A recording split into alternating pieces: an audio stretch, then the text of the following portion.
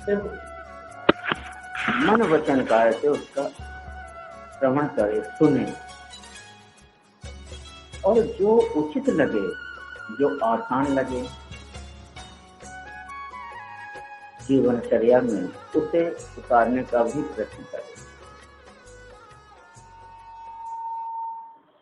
उतारने से जीवन में स्नेह स्नेह धीरे धीरे उसके परिवर्तन आना शुरू होता है। शुरू में कई बार स्पष्ट किया था कि हम सत्य मार्ग के ऊपर चलें, दूसरा चल रहा है या नहीं चल रहा है इसकी चिंता करने की जरूरत नहीं। संसार में बहुत पाप है, उस पाप की चिंता आपको नहीं करनी। मेरे द्वारा कोई पाप का कार्य ऐसा ना होने पाए इसकी चिंता करते रहना चाहिए। ध्यान रखना चाहिए कि मेरे द्वारा स्वयं कोई कृत्य से, वाणी से कोई ऐसा कार्य न हो जिससे किसी को कष्ट, या दूसरे शब्दों में यूं समझें कि वो बात जो आप कहने किसी से जा रहे हो और वो आपसे कोई वो बात कहने जा रहा हो, तो वो बात का आपके ऊपर प्रतिफल क्या होगा। आपको क्रोध आता है या नहीं आता है, इसको अपने मन में ही उसको तौल लें, समझ लें, गणना कर लें, परिकल्पना कर लें कि हम क्या कहने जा रहे हैं। कोई अगर हमसे वो शब्द बोलेगा तो क्या हमें वो उचित लगेगा। सिर्फ इतनी सी बात समझने की जरूरत है। कभी कोई गलती होगी नहीं। खुद तो हम सुना देते हैं किसी को, ना आगे देखते हैं ना पीछे देखते हैं, जहां जहां लग रही हो लगने दो, सुना दिया। लेकिन ये देखना चाहिए कि वही शब्द आपसे कोई सुनाने जा रहा है, आपको खलेगा नहीं खलेगा। इतना ज्ञान तो हर एक को है और उसको पकड़ के चलना चाहिए कि हम ऐसे शब्दों का उच्चारण ना करें जिससे किसी की आत्मा को ठेस लगे, किसी की मन दुखी हो। इस चीज का ध्यान रखें। और ये एक नहीं कि घंटों भर सोचने की जरूरत नहीं, वो क्षण पलक झपकते ही आप समझ लेंगे कि हम कहने क्या जा रहे हैं। जब हम ये समझ लेंगे कि हम कहने क्या जा रहे हैं, फिर आप उस शब्दों का उच्चारण दूसरे से कर सकते हैं। कभी गलती होगी ही नहीं। तो अब जो लोग बगैर सोचे समझे अपना ख्याल छोड़ देते हैं कि मुझे बुरा लगेगा या नहीं लगेगा, दूसरे से कह दिया, अब दूसरे को तो खल गया, उसकी आत्मा दुखी हुई, उसका मन दुखी हुआ, उसके में हीन भावना आई आपके प्रति। आपने कहा देखा जाएगा, ना डाला देखा जाएगा। तो ये भी एक पाप का बंधन है जो हम पल पल बांध रहे हैं। इसको भी न बांधें, ये आपके ऊपर निर्भर है। कभी कहते हैं पल पल हम बंधन को बांध रहे हैं। हम पल पल बंधन को ना बांधें तो एक उसमें ये भी जोड़ लें कि हम जो भी बोलने जा रहे हैं सोच समझ के बोलें।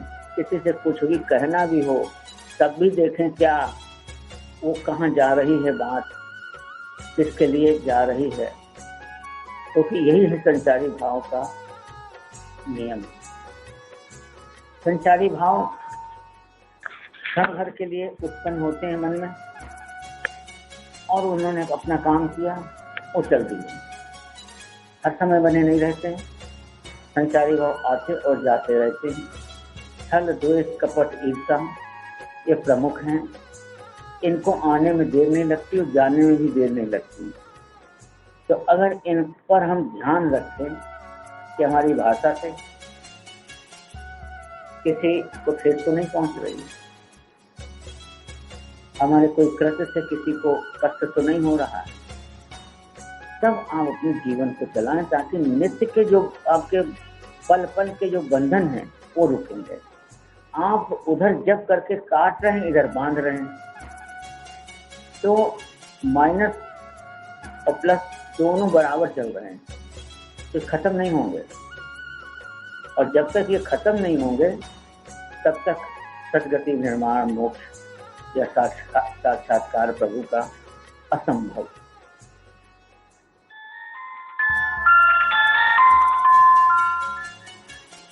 जब खत्म नहीं होंगे तो असंभव है। इसी कारण कहा गया है मोक्ष आसान नहीं, क्योंकि हमने जड़ को जाना ही नहीं, तो आसान तो कह ही सकते आसान नहीं। मूल तत्व को अगर हम जान लेंगे कि हम पल पल में जो बांध रहे हैं उसको तो रोक लें। कितने पुराने पहले जो भजन लिखे हैं, संचारी भावों का वर्णन किया है। जब उन संचारी भावों का वर्णन किया है, फिर आगे और भजन चले तो उसमें संचारी भाव में बहुत हो गए हैं, ओवरफ्लो होने लगा है, तो नस्वर लिया है। पहले 5 तत्वों को वर्णन किया, काम, क्रोध, लोभ, मोह, मद, माया, हमने ये भी बहुत हो गए हैं, ये भी कम कर दिए। आगे के भजनों में संचारी भाव और 5 तत्वों का वर्णन कम कर दिया, क्योंकि आदमी ये सुनते सुनते बोर होने लगता है। कहने के लगता है ये तो यहीं पे टिक गए हैं, इनके पास संचारी भाव और 5 तत्व के अलावा कुछ है ही नहीं। तो हमने कहा चलो इनको अब कुछ दिन विराम कर दें, लेकिन वो मूल तत्व है। विराम जरूर कर दिया कि कहीं आदमी ये ना समझ ले कि इन्होंने लिखा क्या है, ये तो एक ही ढर्रे पे चल रहे हैं। तो पुराने भजनों में ये मिलेगा आपको संचारी भावों का वर्णन।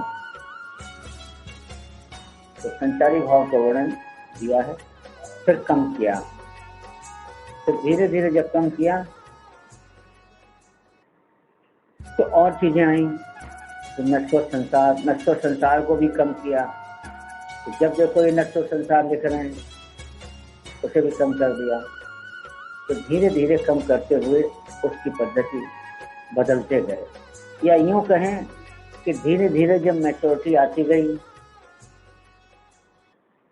समझ आती गई, ज्ञान बढ़ता गया प्रभु की कृपा से, तो उन चीजों को छोड़ करके धीरे धीरे हमने परिवर्तन किया भजनों में। 1450 भजन से ऊपर ऐसे ही नहीं लिख गए, लिखाया है प्रभु ने, हमने कुछ नहीं लिखा। भजन इधर गाना, इधर हमारे पास खाली कागज, इधर पढ़ रहे हैं, उधर प्रार्थना। ये गाना मिला है प्रभु, क्या करें। इस पर गुरु और सिख परंपरा पर आधारित भजन लिखा दीजिए। हाय हाय ये मजबूरी, उससे लिया ना कि तेरी 2 टकिया की नौकरी, मेरा लाखों का सावन जाए। सावन चल रहा है इसलिए हमने दोहरा दिया। हाय ये मोक्ष की दूरी, कब मंजिल होगी पूरी। गुरुवर से ही पूछे, गुरुवर जी बतलाए, धर्म संकट के बीच में ये जीवन बीता जाए। हाय हाय ये मोक्ष की दूरी। कितने स्टाइल से भगवान ने उसको कैसे मोड़ दिया, और कई शब्दों में भी ज्यादा न बढ़े न घटे। तो कहाँ, तो हमारा मतलब सिर्फ सार ये है कि हम अपने जीवन में कोशिश करें, प्रयत्न करें कि हम अपने मन वचन काय से किसी को कष्ट ना दें। कष्ट नहीं देंगे, सुन भले लें। जब आप बिना कारण सुनने को मिलेगा आपको, और आप शांत हो जाएं, और शांत होकर के जब जवाब देंगे तो दूसरे के भी मन में आएगा कि अरे इतनी बड़ी बात मैंने इससे कही और फिर भी बड़े शांत स्वर में जवाब दे रहा है, कारण क्या। तो दोबारा वो गलती नहीं करेगा, आपको सुनाएगा भी नहीं। और आपका शांत स्वर में जवाब देने से आपका कोई कर्म बंधन नहीं बंधेगा, उसकी आत्मा को कष्ट नहीं होता। तो आज सत्संग तो हम बोल पाते नहीं हैं, आज सिर्फ इस पर ध्यान दे रहे हैं कि हम अपने मन वचन काहे से किसी को ऐसे शब्दों का इस्तेमाल प्रयोग नहीं करेंगे जिसे किसी को कष्ट। ये तो सब कुछ कर सकते हैं हर एक लोग। हाँ, ये नहीं कि आपको आप सोचेंगे कि अरे उसने तो सुना दिया, हम बैठे रहे, क्या हम कायर हैं? ये भी आप लोग सोचेंगे कि हम कायर हैं क्या? जो वो खाते हैं उससे ज्यादा हम खाते हैं, ये मन में आ सकती है। तो उस समय न सुनाएं। जब देखें कि वातावरण शांत हो गया है, अब कोई ऐसी बात नहीं, तो उसको शब्दों में बदलाव करके बात अपनी पूरी कर दें, ताकि सामने वाले को भी पता तो चले कि नहीं, इन्होंने बहुत अच्छे ढंग से हमें समझा, तो दोबारा वो रिपीट नहीं होगी, दोहराया नहीं जाएगा। कायर न बनिए। धर्म की जहाँ तक बात आ जाए तो धर्म के लिए मिट जाएं, उसमें अच्छा है। भगवान श्री कृष्ण ने कुरुक्षेत्र के मैदान में धर्म के लिए लड़ने के लिए अर्जुन को प्रेरणा दी कि अर्जुन उठाओ बाण, ये तो सब पहले से मरे हुए हैं, ये सब पापी हैं, तुम नहीं मारोगे तो हम मार देंगे, हम तो तुम्हें माध्यम बनाना चाहते हैं, ये श्रेय तुम्हें देना चाहते हैं, इनको मारना है, लेकिन तुमको श्रेय मिलेगा, इसलिए तुम उठाओ बाण। तो वो धर्म की रक्षा के लिए उन्होंने बाण उठवाया, तो उन्होंने कोई पाप नहीं किया। तो इसलिए धर्म की रक्षा के लिए करें। आपके व्यक्तिगत लड़ाई के लिए पाप हो जाएगा, धर्म की बात आएगी तो आपका पाप का बंधन नहीं बंधेगा, क्योंकि वो जनरलाइज हो जाती है, सब कम्युनिटी के लिए आ जाता है, हर मनुष्य के लिए आ जाता है, तो आपका वो धर्म का मार्ग हो जाता है। तो कभी किसी को डायरेक्ट कोई बात अगर हम कह देते हैं तो उसे फल जाती है, और उसे समझा के कहेंगे ये धर्म की नीति यही कहती है, तो उसमें उसे खलेगा नहीं, वो अपने को सही कर ले जाएगा। तो धर्म के लिए चलना चाहिए। तो भगवान ने हमेशा धर्म के लिए ही अवतार दिया है। यदा यदा ही धर्म से ग्लानिर्भवति भारत सर्वोत्थानं धर्मस्य। और जब जब बाढ़े अधम अज्ञानी तब तक अरे मनुष्य शरीरा, तब तक उन्होंने अवतार दिया। दोनों अवतारों में भगवान ने ये शब्द अपने मुंह से कहे। तो धर्म की रक्षा के लिए जब वो उनको ऊपर से नीचे आना पड़ा मृतलोक में, तो आप तो यहाँ हैं, तो धर्म की रक्षा के लिए आप सब कुछ आपको छूट मिली है। लेकिन ये ना हो कि धर्म की आड़ आप ले रहे हों और आपका व्यक्तिगत लाभ हो।